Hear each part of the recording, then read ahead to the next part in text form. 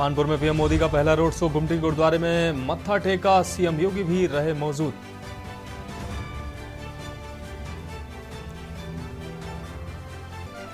दिल्ली कांग्रेस के पूर्व अध्यक्ष लवली बीजेपी में शामिल। आपसे गठबंधन पर कांग्रेस अध्यक्ष पद छोड़ा था। 4 अन्य नेता भी भाजपा में शामिल। फर्रुखाबाद में सीएम योगी ने मारिया आलम के बयान का किया पलटवार। बोले इनके आकाओं ने पहले देश बांटा, जिहाद से इतना प्यार तो पाकिस्तान जाए।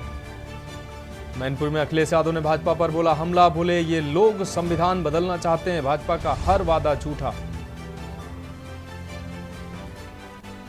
आगरा में भाजपा पर गरजी बसपा सुप्रीमो मायावती। कहा पीएम मोदी ने फ्री नहीं दिया राशन, ये मत सोचना ये फ्री में दे रहे हैं राशन।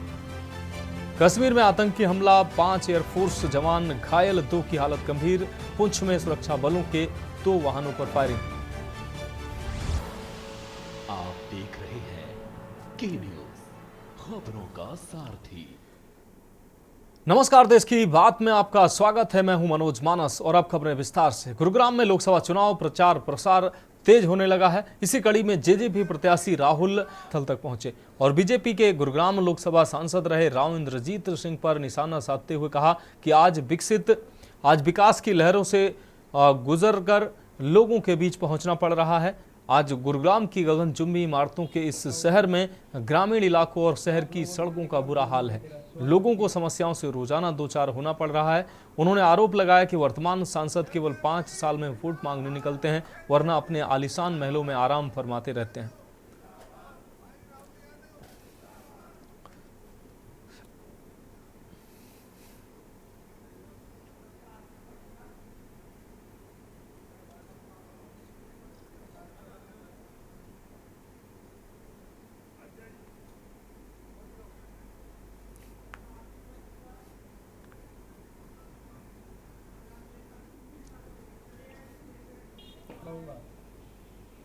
क्या आप लोगों ने इतनी गर्म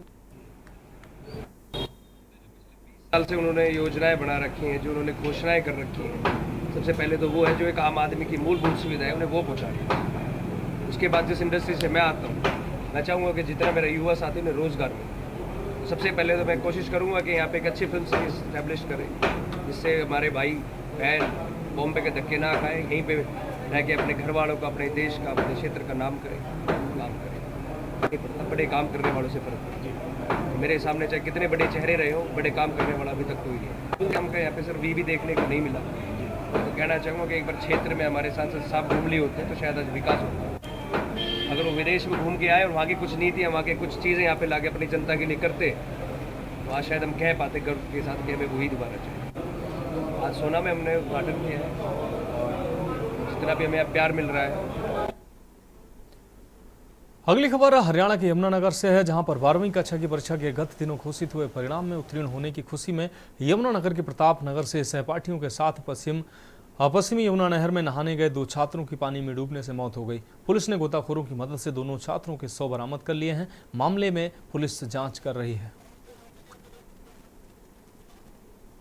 ये स्कूल के पढ़ने वाले बच्चे थे, आज ये यहाँ आए थे नहर पे, कोई खा पी रहे थे। 9 बच्चे थे ये, जिनमें से 7 बच्चे तो बाहर बैठे खा पी रहे थे, 2 बच्चे नहाने के लिए उतरे थे। जब ये नहाने उतरे तो ऊपर से अचानक पानी आ गया। उस पानी के बच्चों को पता नहीं लगा और उस पानी डूब गए। अब गोताखोर मंगवाए हैं, उन्होंने डेड बॉडी दोनों बच्चों के बाहर काट दिए। कौन सी क्लास में पढ़ते थे? ये +2 के बच्चे थे। क्या पोस्टमार्टम कराया जाएगा? हाँ जी, अब पोस्टमार्टम कराया जाएगा। बस उम्र कितनी होगी दोनों बच्चों की? 17 साल है जी, लगभग 17 साल। नहाने के लिए नहीं उतरे? 2 बच्चे दोनों नहाने के लिए गए थे। पानी ऊपर से आने की वजह से ये हादसा हुआ। तो कैसे पता लगा पुलिस को? पुलिस के साथ के बच्चे थे ना, जो उन्होंने बताया पुलिस को। अगली खबर मध्य प्रदेश इंदौर से, जहां 26 अप्रैल को एरोड्रम थाना क्षेत्र में युवक की हत्या का पुलिस ने खुलासा कर लिया है। आपको बता दें, पुलिस ने युवक की हत्या में आरोपी माता पिता को गिरफ्तार किया है। पूछताछ में पिता ने बताया कि उनका बेटा अपनी मां से अवैध संबंध बनाने की कोशिश कर रहा था, जिसके विरोध पर उन्होंने उसकी हत्या कर दी। इसके बाद बोरी में बांधकर उसे फेंक आए।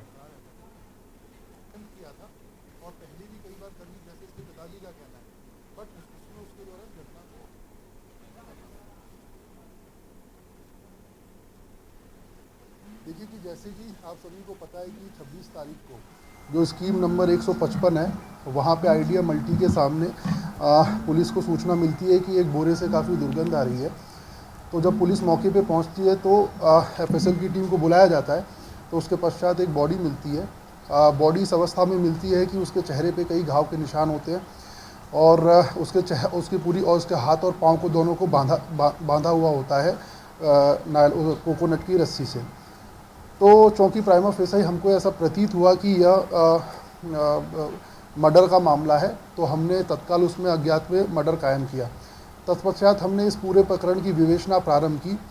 विवेचना के दौरान जो स्थल था, चूँकि वहाँ पे कोई भी CCTV कैमरे नहीं थे और वहाँ पे तो इसीलिए जो प्रारंभिक तौर पे जब हमारी विवेचना स्टार्ट हुई तो हमें इसमें बहुत ही कम क्लू मिले। अब रुक करेंगे अगली खबर का। लखनऊ से अगली खबर है। लोकसभा चुनाव 2024 के तीसरे चरण का मतदान 7 मई को यूपी के 10 सीटों पर होगा। मतदान आपको बता दें का प्रचार कल शाम से थम जाएगा। चुनाव प्रचार में संभल, हाथरस, आगरा, फतेहपुर सीकरी, मैनपुरी, फिरोजाबाद, एटा, बदायूं, आमला, बरेली में इन सीटों पर मतदान होगा। वहीं सपा के पारंपरिक गढ़ मैनपुरी सीट पर भी सबकी नजर बनी हुई है।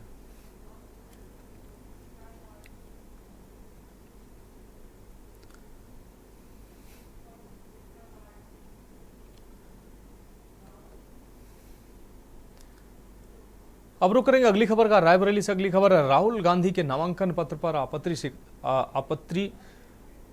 शिकायतकर्ता अनिरुद्ध सिंह ने आपत्ति की है। 2 बिंदुओं पर शिकायत की गई है। आपको बता दें राहुल की 2 साल की सजा व ब्रिटेन नागरिकता पर आपत्ति दर्ज कराई गई। अनिरुद्ध सिंह ने की नामांकन पत्र निरस्त करने की मांग। जिला निर्वाचन अधिकारी हर्षिता माथुर जांच में जुटी हुई है। कोई एक प्रत्याशी हैं जिन्होंने आपत्ति का समय खत्म होने के बाद एक आपत्ति दर्ज कराई थी माननीय राहुल गांधी जी के नामांकन के लिए। उसी का जवाब देने हम लोग आए थे और अभी लगभग 9 बजे रात में हम लोगों को उसका निस्तारण का आदेश अब प्राप्त हो पाया है। तो क्या आपत्ति थी? कोई आपत्ति नहीं थी। राहुल गांधी की नागरिकता पर उन्होंने कहा था कि फर्जी वो बता रहे थे कि उन्होंने एक रिट की है जिसको गवर्नमेंट ऑफ इंडिया को डिसाइड करना है, जबकि मनोहर लाल शर्मा जी ने 2015 में एक सुप्रीम कोर्ट में रिट की थी जिसको चीफ जस्टिस ऑफ इंडिया ने सुना था। आज हमने अनिरुद्ध प्रताप सिंह की तरफ से कलेक्टर जो रिटर्निंग अफसर है इस चुनाव की, उनके समक्ष एक आपत्ति दाखिल किया है जिसमें राहुल गांधी के नामिनेशन पेपर को 2 आधारों पर रद्द करने की मांग किया है।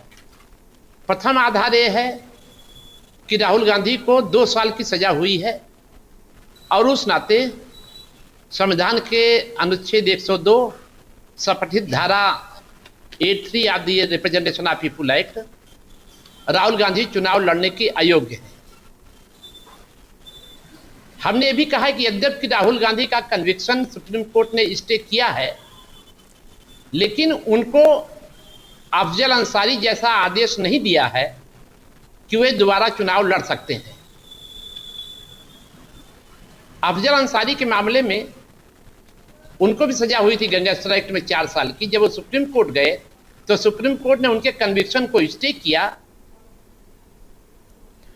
अब रुक करेंगे अगली खबर का। सिद्धार्थनगर से अगली खबर है। बार बार प्रत्याशी बदलने पर बसपा कार्यकर्ता नाराज हुए हैं। गुपचुप तरीके से नामांकन कराने से भड़के कार्यकर्ता जिलाध्यक्ष दिनेश चंद्र गौतम को पहनाई जूतों की माला। उपाध्यक्ष समीम अहमद को भी जूतों की माला पहनाई है। दोनों को धक्का मुक्की कर गाड़ी के आगे लेटे कार्यकर्ता। तो गुपचुप तरीके से नामांकन कराने से भड़के कार्यकर्ता।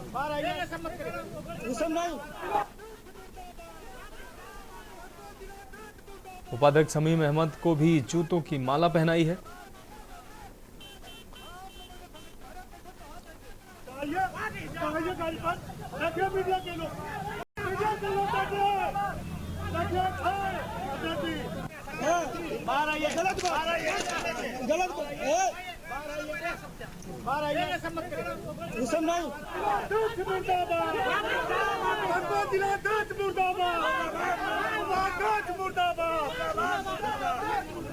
आप लोगों ने संकट कार्य कैसे बढ़ा देंगे? चाहिए गाड़ी पर रखिए मीडिया के लोग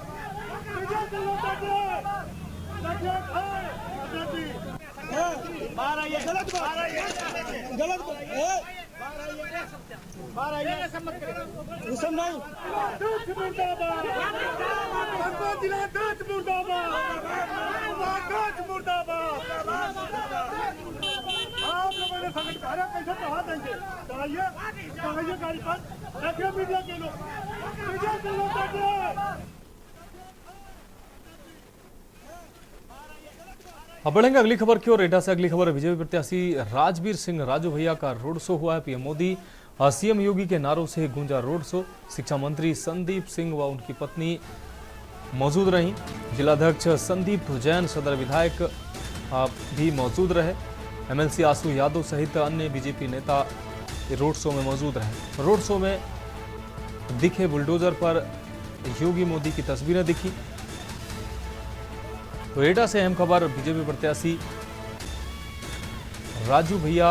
राजवीर सिंह राजू भैया का रोड शो हुआ है। इस दौरान योगी और मोदी के जमकर नारे लगे हैं। तस्वीरें साफ तौर से आप देख पा रहे हैं। जिलाध्यक्ष संदीप जैन, सदर विधायक भी इस रोड शो में शामिल हुए। एमएलसी आसू यादव सहित अन्य बीजेपी नेता भी मौजूद रहे।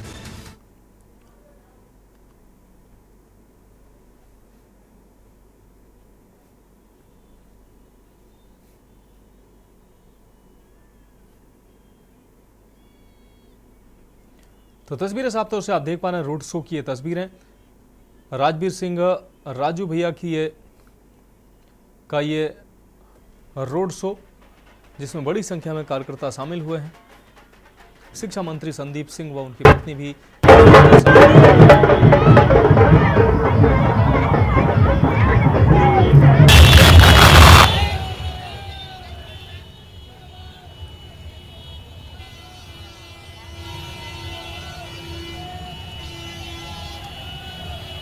तो योगी और मोदी के मुखौटा पहने लोग बड़ी संख्या में इस रोड शो में देखने को मिले। बड़ी संख्या में बुलडोजर को भी इस रोड शो में शामिल किया गया।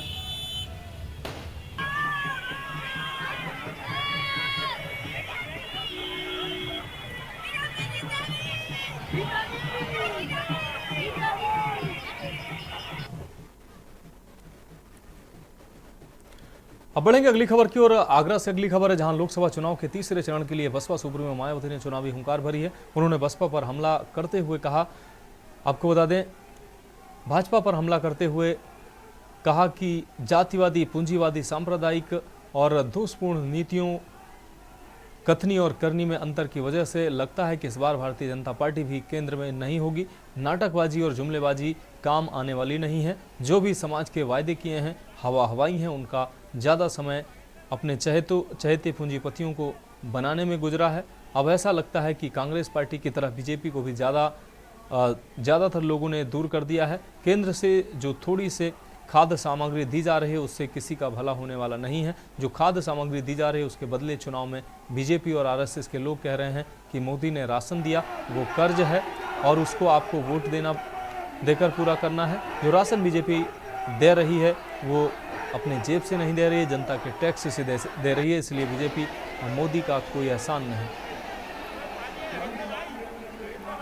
जिन पर से देश की जनता का अधिकांश विश्वास ही उठ गया है, यही खास वजह है कि हमारी पार्टी किसी भी चुनाव में अपनी पार्टी का कोई भी चुनावी घोषणा पत्र आदि जारी नहीं करती है। वैसे भी हमारी पार्टी किसी भी मामले में कहने में बहुत कम बल्कि कार्य करके दिखाने में ही ज्यादा विश्वास रखती है। और इस बात का सबसे बड़ा सबूत ये है कि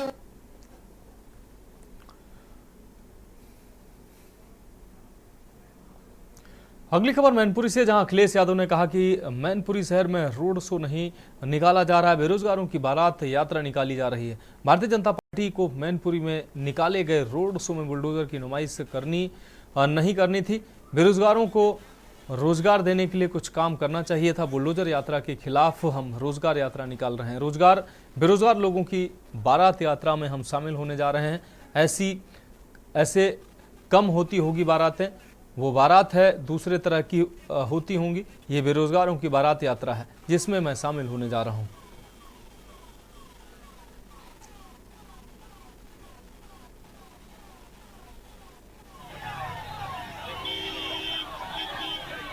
अगर राहुल गांधी जीतते हैं तो पाकिस्तान में पटाखे चलते हैं।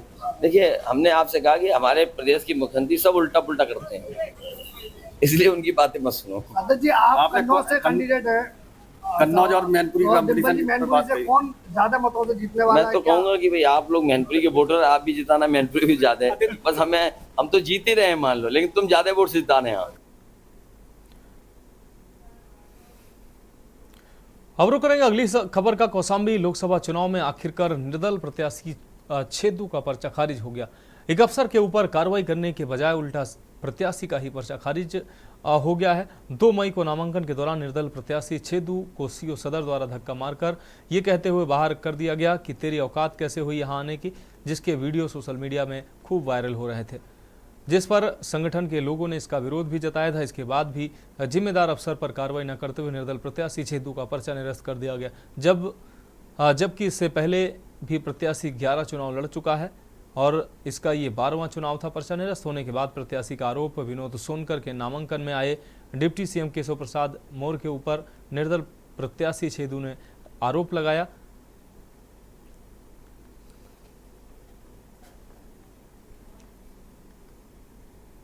ये 12वां चुनाव आए लड़ते हैं, पहले भी कभी पर्चा खारिज मोर हाँ एक बात कट्टा में खारिज भा 2014 में विधानसभा हाँ कहीं नहीं।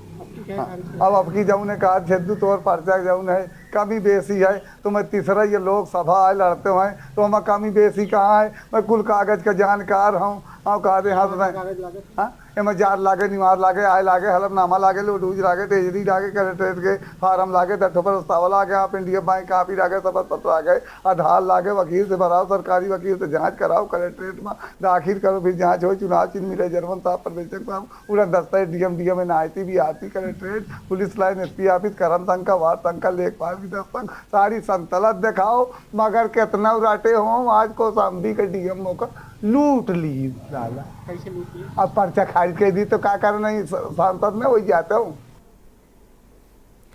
अब बढ़ेंगे अगली खबर की ओर। कांग्रेस प्रदेश कार्यालय में प्रेस वार्ता की गई, जिसमें कांग्रेस के महासचिव अवनीश पांडे ने मीता गौतम को कांग्रेस ज्वाइन कराया। आपको बता दें बीएसपी की पूर्व एमएलए मीता गौतम ने कांग्रेस का दामन थामा और कहा कि कांग्रेस एक अच्छी पार्टी है, राहुल गांधी देश के लिए काम करेंगे और वह एक बेहतर नेता हैं जो देश के हित में काम करेंगे। यही कारण है कि मैं कांग्रेस का दामन थाम रही हूं। वहीं ज्वाइनिंग के बाद कांग्रेस के महासचिव अवनीश पांडे ने भाजपा पर जमकर निशाना साधते हुए कहा कि देश के प्रधानमंत्री को वह सारे जवाब देने चाहिए जो राहुल गांधी उनसे पूछ रहे हैं। वह सारे जवाब जनता के हैं जो कि देश के प्रधानमंत्री से राहुल गांधी पूछ रहे हैं।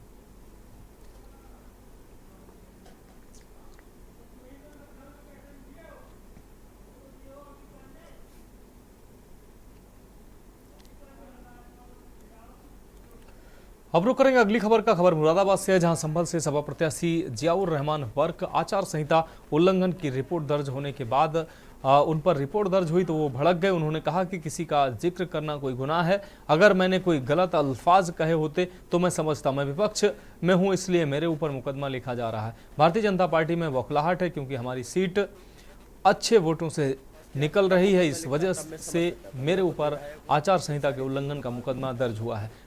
मुझे पूरी उम्मीद है कि कोर्ट से मुझे इंसाफ मिलेगा। और दूसरी चीज़, आचार संहिता का जो उल्लंघन का मुकदमा दर्ज किया गया है, भाई अल्लाह का करम है, जो मुझे उम्मीद और तवक्को थी उससे अच्छा रिस्पांस मुझे इस चुनाव के अंदर मिल रहा है। और पूरी लोकसभा की 5 विधानसभाओं में जहाँ जहाँ मैं घूमा हूँ, लोगों ने बहुत मोहब्बत के साथ दुआओं से नवाज रहे और इसी उम्मीद के साथ मुझे यकीन है कि इस बार हमारी संभल लोकसभा समाजवादी पार्टी की सीट ऐतिहासिक वोटों से जीतेगी। क्या कहना चाहेंगे? विपक्ष लगातार आपको घेर रहा है, आपके जो और प्रत्याशी हैं लगातार आप पर तरह तरह के सवाल खड़े कर रहे हैं। देखिए, विपक्ष का काम घेरने का होता है, हमारा काम अपनी तरफ से खिदमत करना है। हमारा निगेटिव सोच नहीं है, दादा मोहतरम भगत साहब की तरह मैं सिर्फ खिदमत करना चाहता हूँ और इसलिए मैं उनकी पर प्रतिक्रिया नहीं देना चाहता। बस मैं इतना ही कहूँगा कि वो सिर्फ अपने तक ही इन बातों तक सीमित रह जाएंगे और मैं उनसे कहीं गुना आगे बढ़ करके समाजवादी पार्टी का परचम लहराऊंगा। अगली खबर बाराबंकी से है, जहां बाराबंकी की राजनीति में एक और नया मोड़ सामने आया है। जहां इंडी गठबंधन को मजबूती मिली है, बसपा से विधायक रह चुकी मीता गौतम ने कांग्रेस की सदस्यता ग्रहण की है। इस विषय में इंडिया गठबंधन द्वारा चुनाव कार्यालय में पत्रकार वार्ता आयोजित की गई, जहां पूर्व मंत्री नसीमुद्दीन सिद्दीकी ने कहा कि मीता मेरी छोटी बहन है, हमने काफी समय साथ काम किया है, परंतु आज उनके कांग्रेस पार्टी में आ जाने से इंडिया गठबंधन को मजबूती मिली है। कांग्रेस रूपी मकान में उन्हें किराएदार नहीं बल्कि मकान मालिक जैसा सम्मान मिलेगा।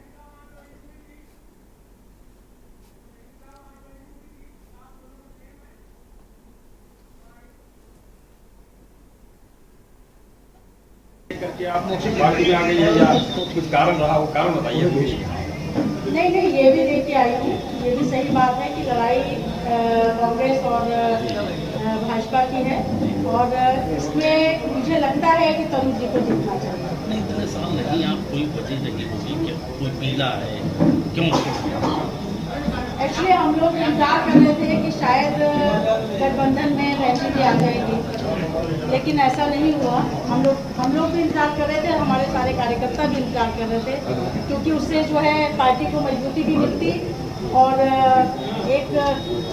एक अलग ही माहौल मिलता।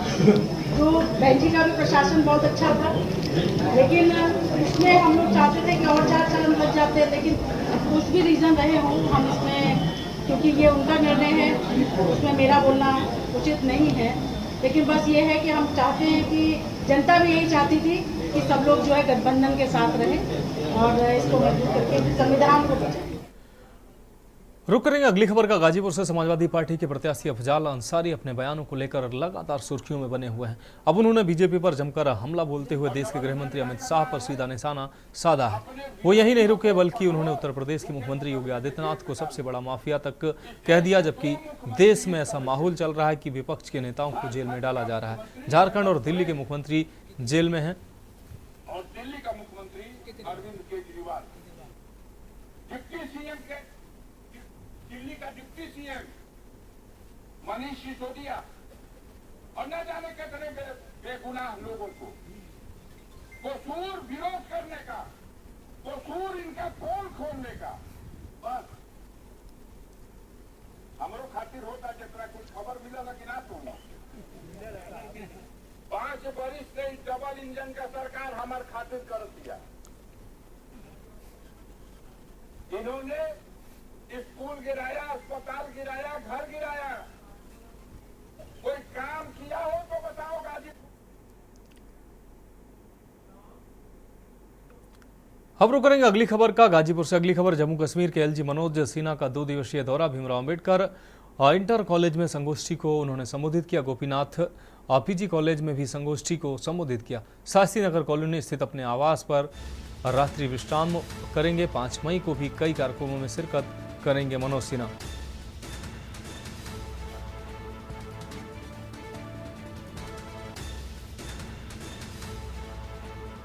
पांच मई को भी कई कार्यक्रमों में शिरकत करेंगे। अभी रात्रि विश्राम के बाद कल कई कार्यक्रमों में शिरकत करेंगे एलजी मनोज सिन्हा।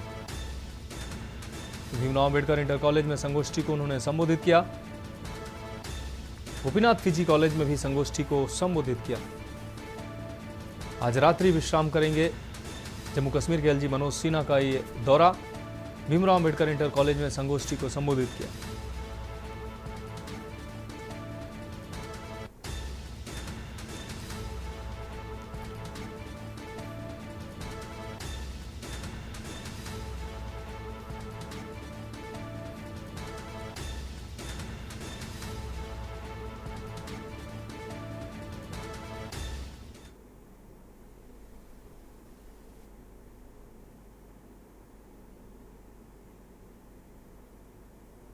जो देश में बदलाव हुआ है, व्यक्ति इस पर विचार करेगा या देश और दुनिया में जो शोध हो रहे, रिसर्च हो रहे, उनके विषय क्या है? सामान्यतः आप देखेंगे तो सबसे ज्यादा शोध और रिसर्च सुराज, सुशासन, समावेशी समाज, समता की व्यवस्था पर, समाज विज्ञान में रुचि रखने वाले विद्यार्थी और शोधकर्ता काफी काम कर रहे हैं और इनके अनेक पहलुओं का अध्ययन करते हुए आम नागरिकों के जीवन में जो बदलाव आया है पिछले 8-10 वर्षों में हिंदुस्तान के अंदर, उस संबंध में एक नया दृष्टिकोण समाज के सामने इन शोधकर्ताओं ने रखा है। अब बढ़ेंगे अगली खबर की ओर। मथुरा से अगली खबर। 24 घंटे में 200 मिलने से सकते में है पुलिस। युवक और युवती के अधजले शव मिलने से सनसनी फैल गई। अलग अलग स्थानों पर मिले हैं युवक और युवती के शव। गोवर्धन थाना क्षेत्र में युवती का मिला अधजला शव, वहीं राया क्षेत्र में बक्से में मिला है युवक का अधजला शव।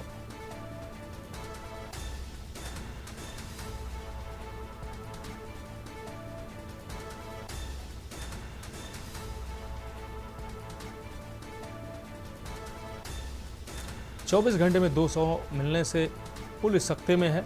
युवक और युवती के अधजले शव अलग अलग जगहों से मिले हैं, जिससे सनसनी फैल गई। अलग अलग स्थान पर मिले हैं युवक और युवती के शव। मथुरा से यह अहम खबर। 24 घंटे में 2 शव मिलने से सकते में है पुलिस।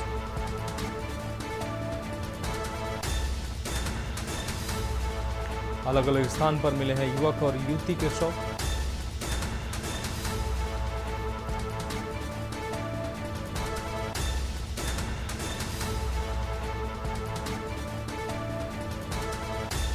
चौबीस घंटे में 200 मिलने से सकते में है पुलिस।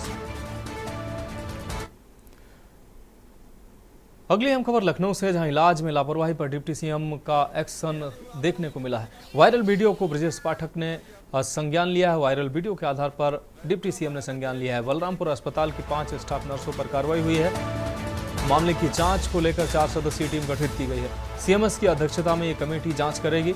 जांच रिपोर्ट के आधार पर होगी सख्त कार्रवाई। तो ब्रजेश पाठक के द्वारा ये बात कही गई, मरीजों के इलाज में लापरवाही बिल्कुल बर्दाश्त नहीं होगी। ब्रजेश पाठक के द्वारा ये बात कही गई।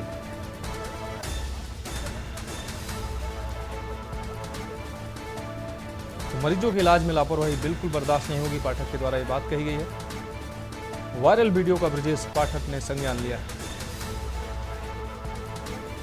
इलाज में लापरवाही पर डिप्टी सीएम का एक्शन देखने को मिला है। लखनऊ से ये खबर आपको बता दें। वायरल वीडियो के सामने आने के बाद डिप्टी सीएम ने कार्रवाई की।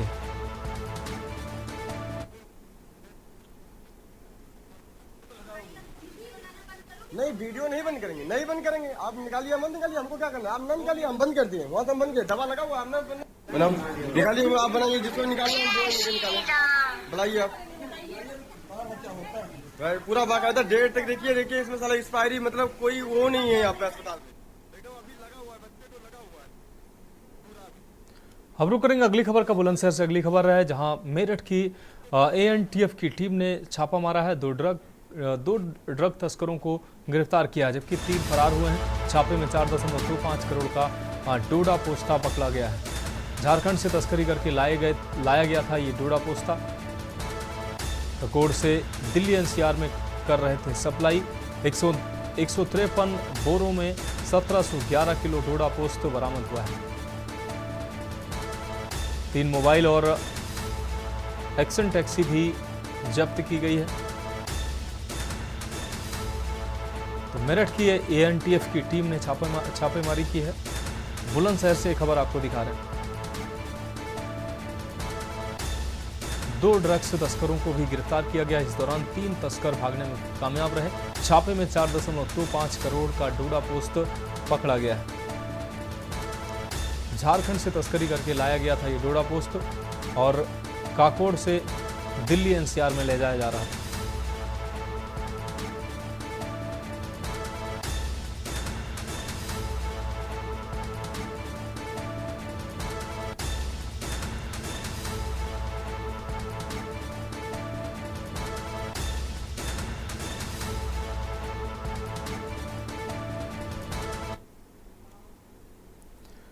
अब बढ़ेगा अगली खबर की ओर। सीतापुर से अगली खबर है। ट्रैक्टर कल्टीवेटर पलटने से 3 बच्चों की मौत हुई है। हादसे में 4 बच्चों की कुल मिलाकर मौत हुई। आधा दर्जन बच्चे ट्रैक्टर पर सवार थे। थाना सदरपुर इलाके के पहाड़पुर गांव का यह पूरा मामला है। तो थाना सदरपुर इलाके के पहाड़पुर गांव का यह पूरा मामला है, जहां कल्टीवेटर पलटने से 4 बच्चों की दर्दनाक मौत हुई।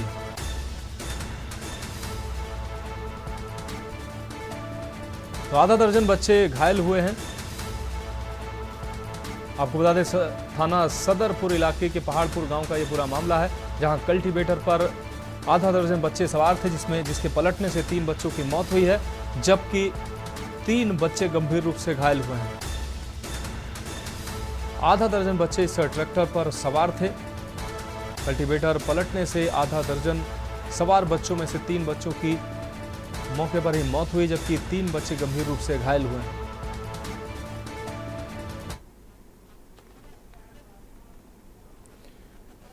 अब रुक करेंगे अगली खबर का चंदौली से। अगली खबर है जहां बलुआ थाना क्षेत्र के केलावर चौकी इंचार्ज के साथ पुलिस टीम मथेला गांव में एक वारंटी को पकड़ने गई थी कि पुलिस द्वारा गुंडाई किए जाने पर पुलिस टीम को परिजनों द्वारा पिटाई की गई, जिस पर पुलिस अपने आप को घिरते देख वापस हो गई। बताया जा रहा है कि बलुआ थाना के केलावर चौकी इंचार्ज अनिल कुमार यादव अपने दीवान व सिपाही को वारंटी दीपा चंद राय को पकड़ने के लिए मथेला गांव पहुंचे थे, जिस पर परिजनों द्वारा वारंट का कागज मांगा गया। तो दीवान सिंह द्वारा कुछ नहीं दिखाया गया। इसकी जानकारी चौकी इंचार्ज अनिल यादव को दीवान द्वारा दी गई। पूरा लूट पाट कर रहा है, अंदर हिला, अंदर पूरा अंदर हिल गया था वो जरूरत हम जानते ही जरूर है कौन है सिविलियन से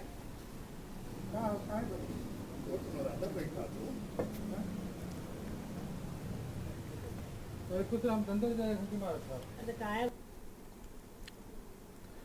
अब बढ़ेंगे अगली खबर की ओर। लखनऊ से अगली खबर, यूपी क्रिकेट एसोसिएशन के अध्यक्ष को नोटिस दिया गया है। लोकायुक्त ने शिकायत पर गौरव सिंह को दिया है नोटिस। खान पान और पार्किंग के टेंडर में गड़बड़ी की शिकायत पर यह नोटिस दिया गया है। यूपीसीए के सीईओ अंकित चटर्जी, ट्रेजरार को भी नोटिस दिया गया। गौरव सिंह समेत पूरे परिवार की आय का ब्यौरा मांगा गया है। लोकायुक्त ने 29 मई तक नोटिस पर जवाब मांगा है।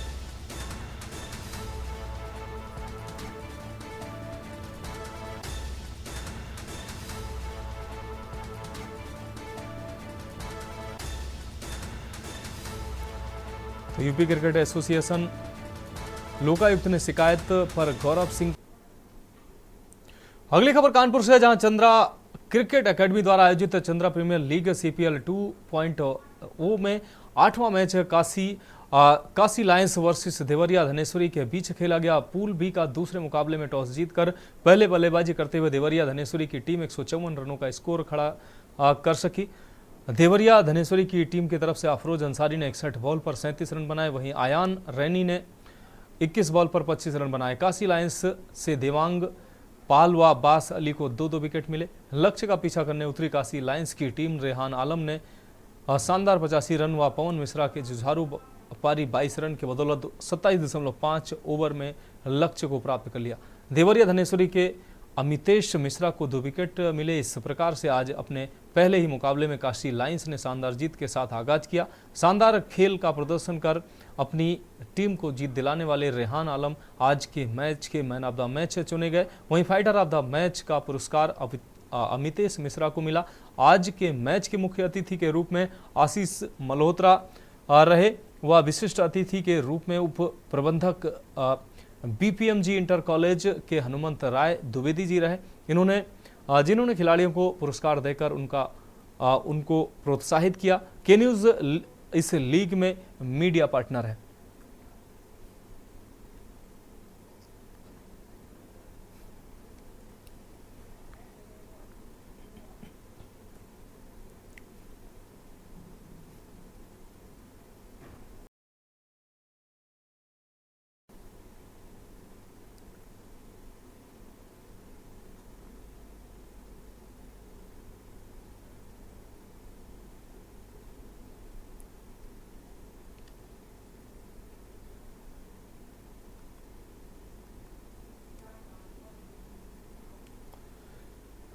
अब रुक करेंगे अगली खबर का। गुरुग्राम में लोकसभा चुनाव प्रचार प्रसार तेज होने लगा है। इसी कड़ी में जेजेपी प्रत्याशी राहुल फाजिलपुरिया ने आज अपने ननिहाल गांव खेड़ की दौला पहुंचे और लोगों से अपने पक्ष में वोट करने की अपील की। इस दौरान जब वो जेजेपी उम्मीदवार गांव पहुंचे तो सड़क पर भरे गंदे पानी से गुजरकर वो सभा स्थल तक पहुंचे और बीजेपी के गुरुग्राम लोकसभा सांसद रहे राव इंद्रजीत सिंह पर निशाना साधते हुए कहा कि आज विकास की लहरों से गुजरकर लोगों के बीच पहुंचना पड़ रहा है। आज गुरुग्राम की गगनचुंबी इमारतों के इस शहर में ग्रामीण इलाकों और शहर की सड़कों का बुरा हाल है। लोगों को समस्याओं से रोजाना दो चार होना पड़ रहा है। उन्होंने आरोप लगाया कि वर्तमान सांसद केवल 5 साल में वोट मांगने निकलते हैं, वरना अपने आलीशान महलों में आराम फरमाते रहते हैं।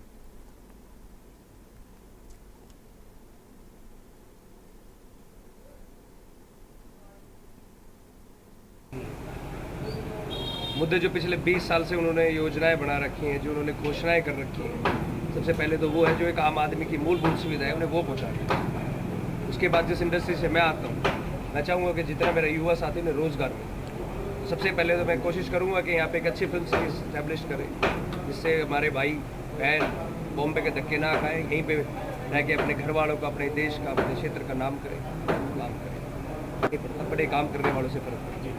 मेरे सामने चाहे कितने बड़े चेहरे रहे हो, बड़े काम करने वाला अभी तक कोई नहीं है। हमको यहाँ पे सर वी भी देखने को नहीं मिला। तो कहना चाहूँगा कि एक बार क्षेत्र में हमारे सांसद साहब घूम लिए होते तो शायद आज विकास होता। अगर वो विदेश में घूम के आए और वहाँ की कुछ नीतियाँ, वहाँ की कुछ चीज़ें यहाँ पे लाके अपनी जनता के लिए करते, तो आज शायद हम कह पाते गर्व के साथ कि हमें वही दोबारा चाहिए। आज सोना में हमने उद्घाटन किया है और जितना भी हमें प्यार मिल रहा है। तो खबरों में वक्त है ब्रेक का, जल्द हाजिर होंगे। का सारथी। ब्रेक के बाद देश की बात में एक बार फिर से आपका स्वागत है। अब रुक करते हैं अगली खबर का। अगली खबर देहरादून से, जहां कांग्रेस प्रदेश महिला मोर्चा उपाध्यक्ष आशा मनोरमा डोबरियाल ने महिलाओं के साथ मिलकर आरोपी प्रज्वल रेवन्ना को सजा दिलवाने की मांग की है। साथ ही प्रज्वल रेवन्ना व उनके पिता का पासपोर्ट रद्द करने की भी मांग की गई है। देहरादून के क्षेत्रीय पासपोर्ट कार्यालय में जाकर क्षेत्रीय पासपोर्ट अधिकारी को इसके लिए ज्ञापन भी सौंपा। उन्होंने कहा कि जिस तरह से प्रज्वल रेवन्ना के द्वारा महिलाओं का अपमान किया गया है, हम उसकी घोर निंदा करने के साथ ही उसके पासपोर्ट रद्द करवाने हेतु ज्ञापन देने आए हैं।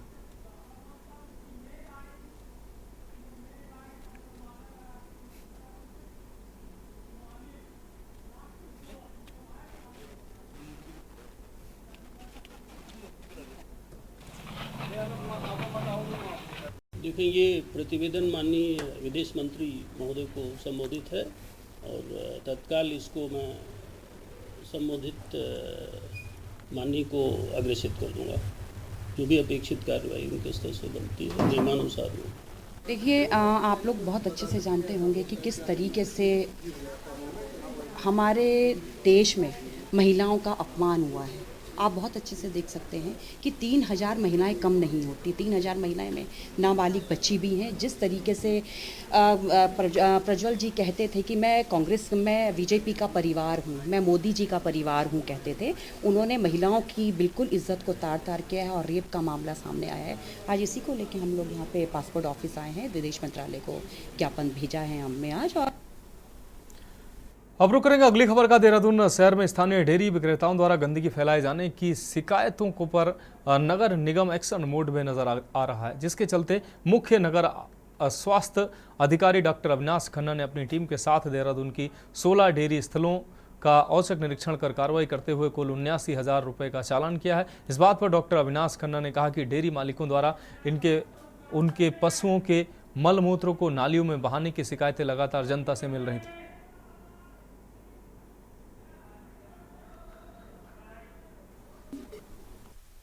देखिए, पिछले कई दिनों से शिकायतें भी मिल रही थी और गर्मियों का मौसम हो दृष्टिगत रखते हुए, क्योंकि उनके द्वारा जो है शिकायतों में ये कॉमन था कि इन डेयरियों को द्वारा जो है क्षेत्र में जो है नालों में नालियों में जो है मलमूत्र जो है पशुओं का जो है वो बहाया जा रहा है, गोबर जो है, जिसकी वजह से एक पब्लिक न्यूसेंस के साथ साथ जो है नाले भी चौक हो रहे हैं और जिस कारण से सड़कों में पानी जो है बह रहा है। प्राय देखने में आता है कि इससे जो है गंदगी की वजह से न केवल बदबू अपितु जो है कई प्रकार के जो संक्रामक रोग है उसे भी फैलने का डर रहता है। अब रुक करेंगे अगली खबर का। कांग्रेस के प्रदेश महामंत्री नवीन जोशी ने कांग्रेस मुख्यालय देहरादून में प्रेस कॉन्फ्रेंस की। इस दौरान उन्होंने कहा कि कांग्रेस निकाय चुनाव की तैयारी के क्रम में देहरादून नगर निगम के सभी 100 वार्डों में जनसंवाद कार्यक्रम करेगी, जिसमें भाजपा के नेतृत्व वाले निवर्तमान बोर्ड की नाकामी को जनता के सामने रखा जाएगा। उन्होंने कहा कि भाजपा सरकार एक बार फिर निकाय चुनाव टालने का प्रयास कर रही है, इसलिए कांग्रेस जनता के बीच जाकर जनसंवाद के जरिए समर्थन जुटाएगी।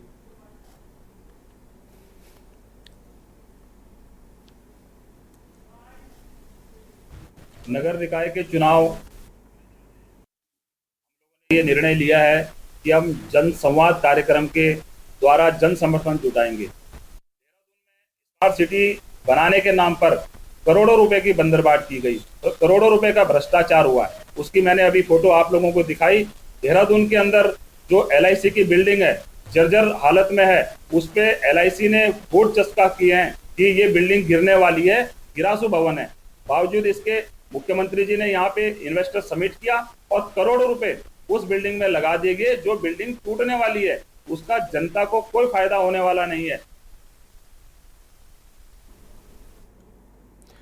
अब बढ़ेंगे अगली खबर की ओर। राज्यपाल retired lieutenant general Gurmeet Singh Raj Bhavan Dehradun में चारधाम यात्रा की तैयारियों की समीक्षा उन्होंने की। इस दौरान राज्यपाल ने अधिकारियों को चारधाम यात्रा के सुचारू संचालन और फीडबैक के साथ रिपोर्टिंग के लिए एक एकीकृत डैशबोर्ड बनाने के निर्देश दिए। राज्यपाल ने पर्यटन, परिवहन, स्वास्थ्य और पुलिस विभाग के अधिकारियों से अब तक की तैयारियों का ब्यौरा लिया। राज्यपाल ने कहा कि चारधाम यात्रा की ड्यूटी सुबह 9 बजे से शाम 5 बजे तक वाली ड्यूटी नहीं, बल्कि इसमें प्रत्येक अधिकारी एवं कर्मचारी को पूरे समर्पण भाव से कार्य करना होगा। अधिकारी पिछले वर्षों के अनुभव से सीख लेते हुए चुनौतियों से निपटने का रोड मैप तैयार करते हुए काम करें।